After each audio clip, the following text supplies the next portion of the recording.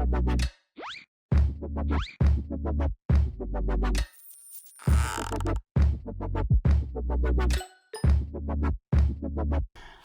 I'm Sarah. And I'm Drew. And we're back today with another collection curation update for Let's Table It. If you're not familiar with the channel, collection curation is kind of our long-term project where we are playing through every game that is on our shelves and really digging in to decide if it deserves to be there. So no more keeping games that are okay. No more keeping games because we feel bad that we bought them. No more keeping games because they're not just exactly what we want, but they're close. Yeah. So we are being super brutal and making sure that we have the best collection for us that is possible. Yeah, and I'm glad you said for us because there's going to be some that people probably can't believe we're getting rid of. Yeah. But it just didn't hit for us, or we have something else that just scratches that itch better for us. Yep. So I want to dig in because we have a lot. This is a bigger shelf, so we want to make sure that we can get through everything and honor everybody's time. So we're going to get started. First up, we usually go through the games that we played as a family. Right. And so I think all 4 of these games that we have first are ones that all 4 members of our family played together, which isn't always the case for us. That's true. So we have a lot of family games on this shelf. And first up, we've got Star Wars: The Clone Wars. So this is a pandemic-style game based on Star Wars. And basically, some of the differences, let's see. You've got a few different bosses that you're going against towards the end and different ways that they work. Obviously, the infection, instead of that, you're placing droids on planets because this is the Clone Wars. You're not necessarily collecting cards. It's not really a set collection like regular Pandemic is. Your cards have different powers and abilities. So you're going around playing these cards to attack or to move further or things like that. And at the same time, there's a little card collection because you can only use one color to attack the droids on a planet. You can use the purple or the red, but you can't combine them. So in that case, there's a touch of that. There is, and especially with the missions, because that's something else that's different. So you have these extra missions that you have to accomplish before you can attack the boss. And so some of those missions do require different kinds of cards, but I would say it's just not to the extent of the set collection in regular Pandemic. And you basically, you tap the cards as you use them and can reuse them the next your next turn and stuff like that. So we actually ended up playing this a couple times before we made our final decision. We played once at 4, and then we played, I think, at 2 or 3. I think it was 3. We played at all at 4, 3, and 2. Yeah, before. The very first time we played was at 2. But are we ready to announce our decision? Okay, 1, 2, 3. Cole. Yeah. We found at 4 players it was very long and very difficult. Yeah. And for a game that's going to be for the family, like Pandemic is, it's just too much, too long. And we were playing on the suggested first game setup, and we couldn't win it. When we played at 3, it was a little bit better. Yeah, but still just edging on that too long, and things like this. And I'm not sure that I like it as well at 2 because you're not covering as much of the board. Yeah. And I don't know. It just didn't work for us as well as just good old Pandemic or Legacy. A little bit of a spoiler alert there because that's coming up here later. But at the same time, it just didn't, Yeah. Anyway, we like co-op games. We like family weight and thing. And this just is on that edge of family to where if your kids are in that 8 to 12 range, they might, unless you guys are huge time Star Wars fans, it just might not work. Yeah, and that's the other thing is we enjoy Star Wars. We'll watch the movies, but it's not something that we're going to go out of our way to experience most of the time. Exactly. And so we just don't have that big connection with the IP that I think would really probably help this game for us. Yeah. So in the end, it's one more off the shelf. Yep. Okay, next family weight game and family game that we play at 3 and 4 all the time. It's Trash Dash. So, Shiny Pigeon, you covered this game. We really enjoyed it. When we covered it, our son asked for it quite a bit. It's basically just a racing game. Each player has a little different special powers. You're drawing cards. You're using those cards to move, to attack, to avoid attack, different things like this. You know, overall, super cute meeples, really good art and cute art. 100% gives you that cartoony, vibe and just fun. Variable track setup. Yeah, so yeah, each time you can do one of their suggested setups, you can do a setup of your own. You have some control over the length of the game because you can do 1, 2, or 3 laps around the track. Right. So it's a good one. Yeah, it has we like Mario Kart quite a bit as a family and playing that. And this has a little bit touch of that with the little attacks and the little things you can do. Never in a way you necessarily feel like you're ganging up because you're probably just going to attack who's ever in first. So, it has some really good ways to mitigate some of that luck too because of those attacks and things. So, yeah. Are we ready? Definitely. 3, 2, 1. Keep. Yeah. This is a family favorite. It's one that gets requested by the kids quite a bit, and it's easy to pull down and play. And, any game that gets requested by the kids and we don't mind or enjoy is just always going to stick around. Yeah. So, it's fun. So, this one's staying on the shelf for now. Okay, the aforementioned spoiler alerts. The next one that we played as a family is Pandemic. And our kids have really grown to love Pandemic. Yeah. They will almost always play this if we ask them to. Yeah. And it's one that I just get the craving to play every so often. I'm not going to talk a lot about the game itself because it's so well known. Yeah. Most people probably know it's a co-op game. You're curing diseases, collecting cards, getting around the map. Well, and that's the whole thing. When you have essentially a family of games that's grown out of, and you call it the Pandemic system, it's ubiquitous anymore with so many co-op games and things like this. Different roles, just fun set collection, moving around, trying to basically beat the game because you're working together. Yep. So it's a lot of fun. Ready? Yeah. 3, 2, 1. Keep. We have tried various different Pandemic games now. We saw the Star Wars. We played Iberia, which I know a lot of people really like. We did too. We did. It's just a lot tougher. Yes. We've played the Hot Zone one, the little version. I know there's tons of other versions, but honestly, every time we play one of those games, we just wish we had played Pandemic. Yeah, we keep coming back to it. Pandemic is going to win out over any of those versions of the Pandemic system. And so it just sticks around. And I had somebody ask at one point, I did an interview, and they were like, just basic Pandemic? You just play basic Pandemic? We love it. Yeah. I like that we can adjust the difficulty. So if just us two are playing it, we can add in a few more epidemic cards. If it's just the kids, we can keep it a little lighter. And then we just have our system down, and so we just enjoy the challenge of trying to beat the game. And I think, as far as that goes, there are definitely people out there who want the new, want to play, want to try something different all the time. This just, it's like our version of comfort food or that book that you're going to pick up every year or two and just keep rereading. That's what Pandemic is for us. Yeah. It was one of our first co-op games too. Yes. It's maybe the second. Yeah, because Forbidden Island was one that we got really early on, like maybe the first game that we bought, but this was our second foray into co-op, and we enjoy co-op, and this is one of the absolute classics, and I can't see this ever leaving our collection, if I'm honest. True. So it is staying on the shelf. Yep. Okay, on to another that we play as a family, and it gets requested a lot by the kids. It's Mysterium. So this is just a really interesting one. You've got to try to figure out, with one person giving the clues to everybody else, figure out your own mystery and what you're going for. We don't play it necessarily as the rules imply, where you're going against and you're trying to beat the other people and beating the clock and all this. We just try to figure out our own mystery and sometimes even try to help each other. We help the kids some. We look for those clues that maybe the ghost was giving them, and whatever it might be. The art is so cool. Definitely has that Dixit vibe. And again, Libaloon is another one of those that... So art is so awesome. Production's pretty decent. It's just a fun game. Yeah. And it is kind of fun. I think the kids have really grown to enjoy being the ghost as far as giving out the clues, even though that's a pretty tough job, or it can be. And so the ghost cannot talk, and they're really not supposed to give any hints or anything with their facial expressions or anything. They have a hand of cards.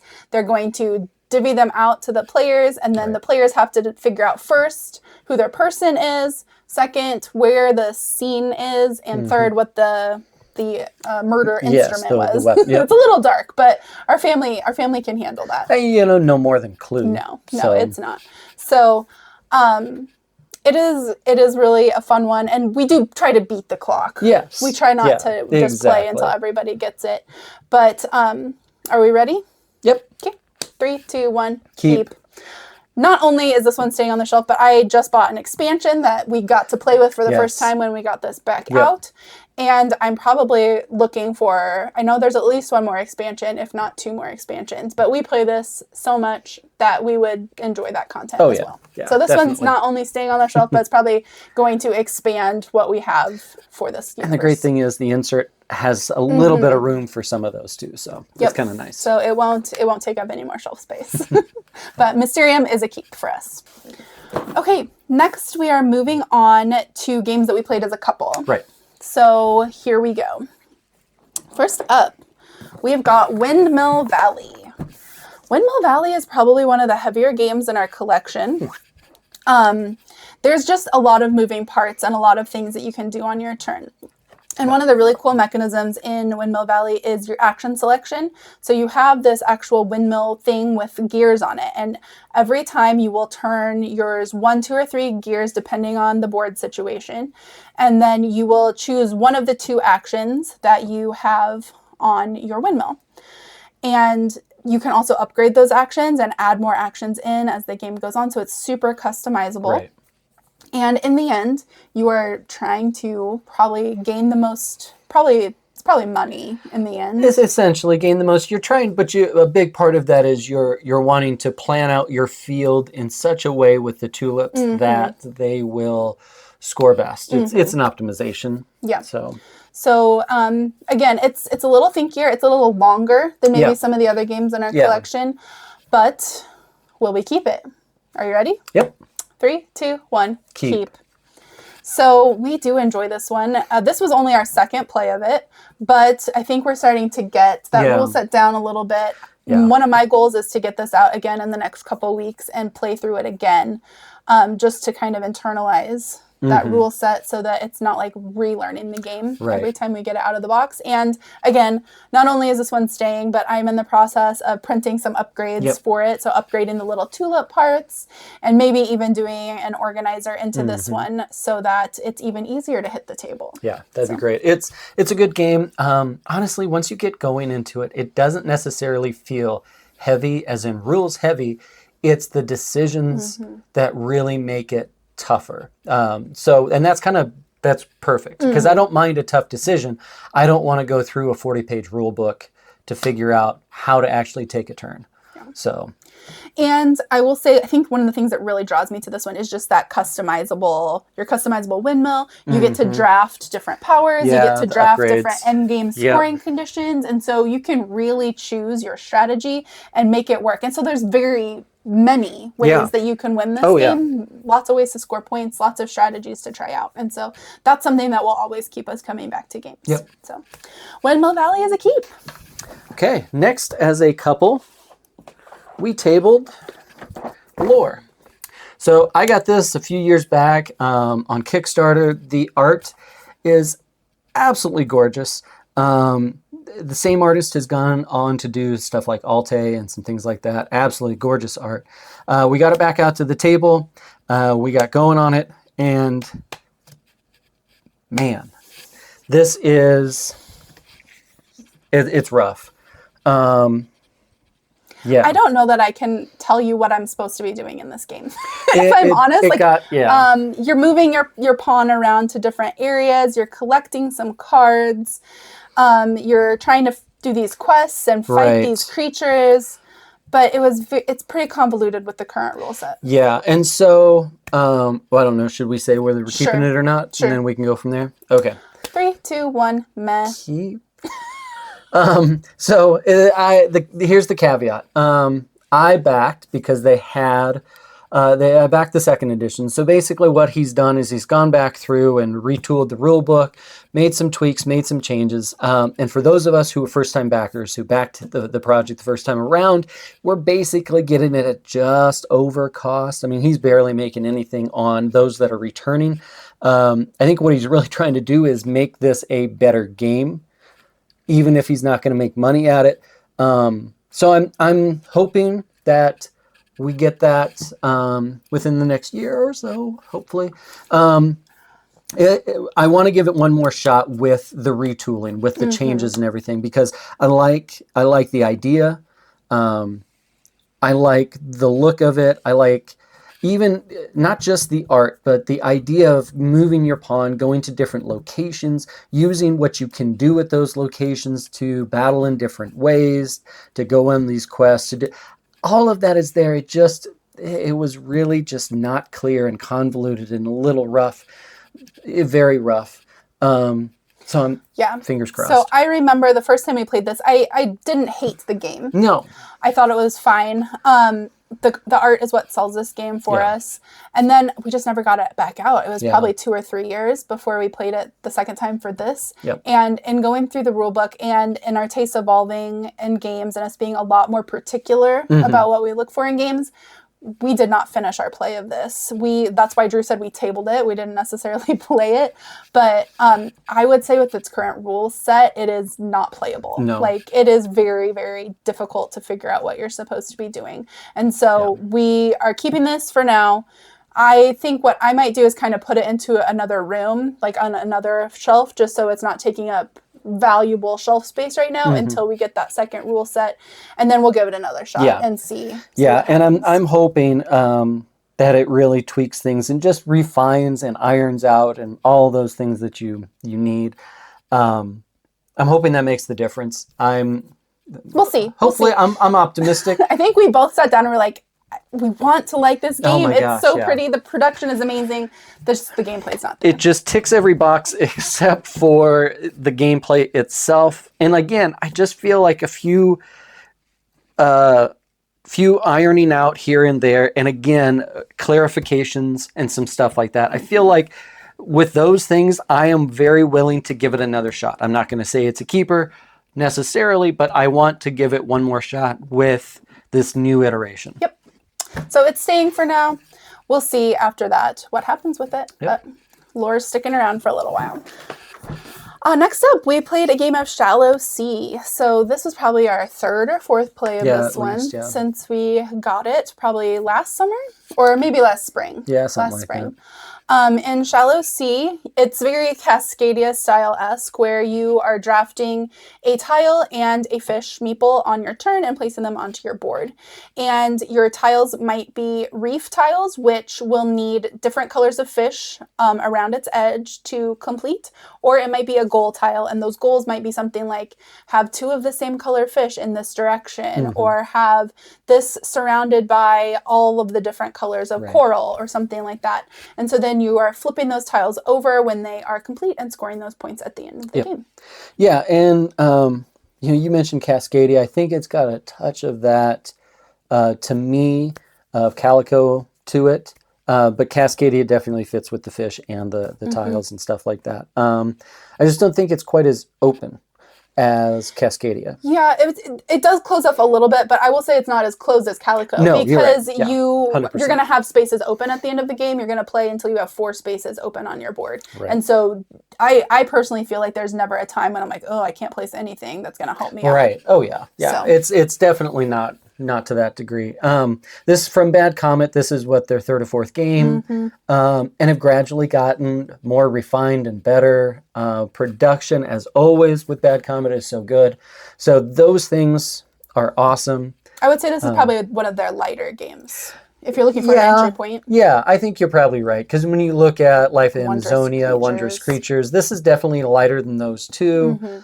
And things like that. So, yeah. I personally really enjoy the production. The fish meeples are really cute. The art is beautiful. Yep. And there's a lot of variability because you have different goals that you're kind of trying to achieve. Right. And it does have a little system of like challenges that you're trying, like kind of like some of those other Cascadia type games that have the solo challenges. But these you can do anybody can do. Like you can do the whole game and then just see if everybody made that goal. Right. And then we also this time played with the nesting season expansion, which adds a little bit, not a ton. Yeah, I agree. It's just a touch. You don't, I mean, there's some more scoring. Yeah, you could honestly do that at any point or never. It doesn't matter. There's a lot of replayability to this, just like you said, with the different goals and things like that. So, okay. Ready? Yep. 3, 2, 1. Keep. Yeah, I think he's actually a meh. He just doesn't want to say it. Yeah, I mean, it's on that verge. Yeah. But, if you pull it out and you want to play, I'll play. I don't have a problem with that. And I will probably pull it out and play it solo a few times here, just because I do really enjoy it. But I think our daughter has played it with us in the past, and it was maybe a little bit much for her as far as the decisions that you have to make throughout. I think you don't like the possibility that there will be a goal that you won't be able to achieve. That's probably and so I'm okay with that. I like the challenge of trying to get my board to be as full as possible. So, and score as much as possible. Yeah. So we'll see if this is more of a Sarah solo game or if we get it out to the table as a family a little bit more too. But Shallow Sea is sticking around, and I actually ended up printing an insert for this one. So we're adding to our Shallow Sea box as well. Okay, next up, as a couple, we played Starship Captains.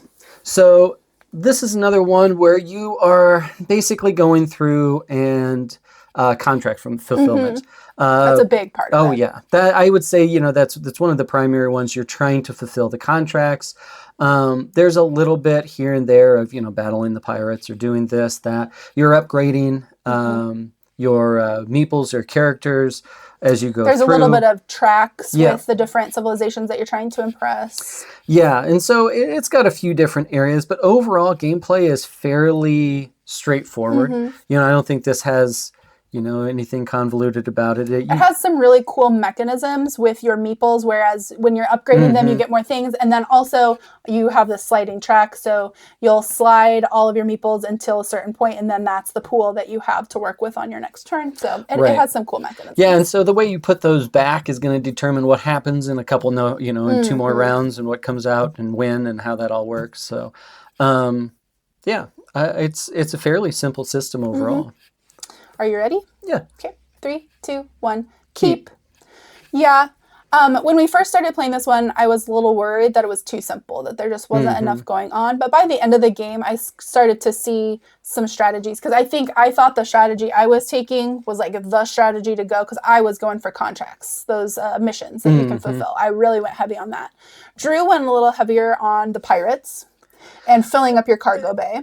Yeah, and then also I tried to, and you caught up by the end with the civilizations, with the other that you're trying to impress. I was trying to hit those pretty hard as well. But honestly, it was close at the end. It was pretty close. Drew still ended up winning this one. And so I was just kind of like I said, that kind of changed my mind as far as, well, there's only one real way that you could win this. Right. And you have to go for that. So I'm excited to dig into it a little bit more. It has a really cool epilogue system at the end where you can take your final score, and then it has just a little couple sentence blurb about like where your career went. And so that's kind of fun. Yeah.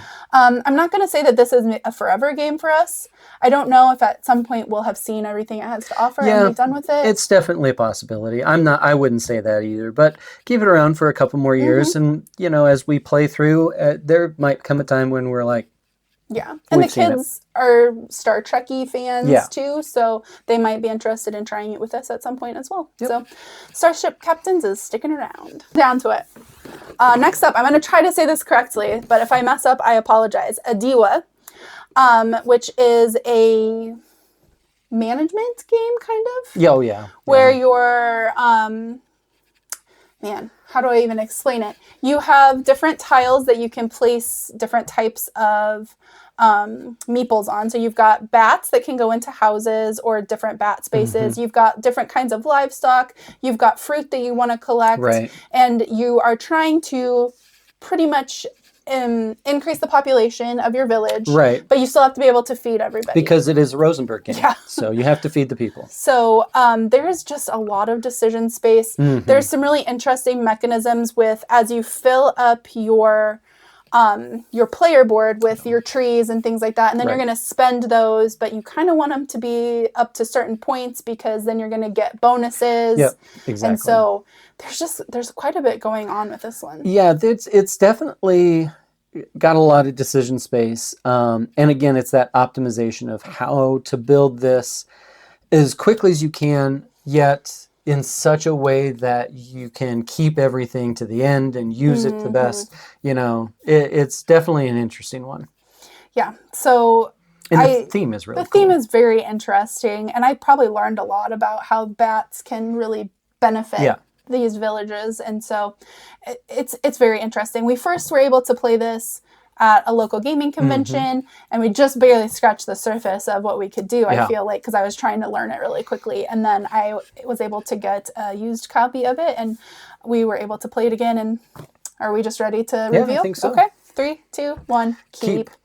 There's just so much going on with this. I love the theme. It's definitely different than a lot of games in our collection, which really works for it as far as something that will scratch a different itch. And this is another one that you can approach in a few different ways in how but I mean, at the same time, the key is growing and, trying to get things developed the way you want. But like I said, the direction you go to get to that final product can take a few different ways. So it's kind of cool. So Atiwa is saying for now. Okay, so that's another shelf down for collection curation. Let's talk some numbers. So this shelf wasn't the best as far as getting rid of games, but it did have some games that we really, really love on it. And I think that's just it. It had some games that we knew weren't going anywhere to start with. And again, keeping in mind that getting rid of the one, it could be two. And we'll just see where this shelf takes us. There are a few that I don't think are forever games, but there are several on there that I really do think will stay in our collection forever. So we got rid of 1 out of the 9 games, and so that is about 11% for that shelf, which did end up taking down our overall percentage just a little bit. We have played 45 games from our collection, and that's probably an eighth. About an eighth of our collection. Give or take, yeah. And we are at right around 30% of the games have been culled. And so I'm happy with that. Yeah, I think it's decent. Obviously, like we said, this shelf was, but I can look at a few shelves and be like, well, there's 1, 2, 3, it just is going to vary. It will. And I would like us to be around that 30% mark, I think, for most of this project. Yeah, I think we will. And so just clearing ways for new games to come in that we love, as well as just loving absolutely everything that we see on the shelf every time we look up there. So we're making progress, and we are ready and raring to get going on our next shelf, which I think is going to be another one that probably won't have it's going to have a lot of movement, some bigger ones there. So and looking at those games we've talked about, we're really excited to play these ones again. So we are going to get started on that, and hopefully have an update for you soon. So thanks for watching.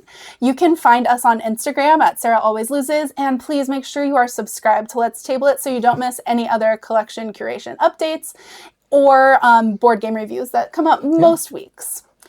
So we will see you at the table.